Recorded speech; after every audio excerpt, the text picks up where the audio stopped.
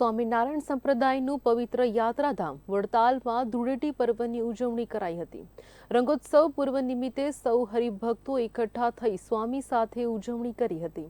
આજુબાજુના ગામમાંથી તથા દૂર દૂરથી હરિભક્તોએ રંગોત્સવમાં ભાગ લીધો। આ રંગોત્સવમાં 50,000થી પણ વધારે હરિભક્તોએ ભાગ લીધો હતો। આ રંગોત્સવમાં અબીલ ગુલાલનો છોડો ઉછાળવામાં આવ્યો હતો।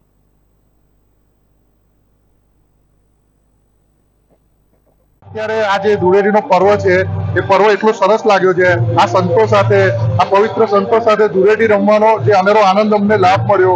હું ખરેખર રાકેશ પ્રસાદજી મહારાજ ઇવન આ બધા સંતો, ટ્રસ્ટી બોર્ડ છે, ચેરમેન સ્વામી છે, એ બધાને ખૂબ આભારી સમજીશ કે મને આવો ધન્ય લાભ આપ્યો।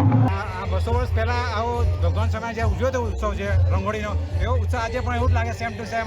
એટલે જેટલા જે ભક્તો છે એ બધા બહુ ઘણા સારા પૂન કર્યા છે, એનો જ અહીંયા લાભ મળે છે, બાકી કોઈને પૂનનો આવો લાભ મળે નહીં। આ રંગોત્સવ બહુ ઘણા વર્ષો પછી આવો જોવા મળે છે।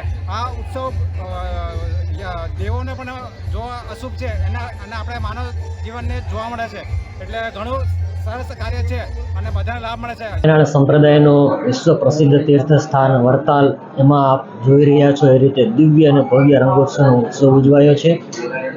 આગામી સમયમાં નવેમ્બર 7 થી 15 વડતાલ મંદિરને દ્વિશતાબ્દીનો અવસર મળી રહ્યો છે। દ્વિશતાબ્દી અવસરે ઉપક્રમે આવા અનેક ઉત્સવો સંપ્રદાયમાં થઈ રહ્યા છે। ખાસ કરીને આજે વડતાલની અંદર દિવ્ય અને ભવ્ય રંગોત્સવ વડતાલના વર્તમાન આચાર્ય શ્રી રાકેશ પ્રસાદજી મહારાજ અને વરિષ્ઠ સદગુરુ સંતો અને 50,000થી વધુ ભક્તોની હાજરીમાં ઉજવાયો છે।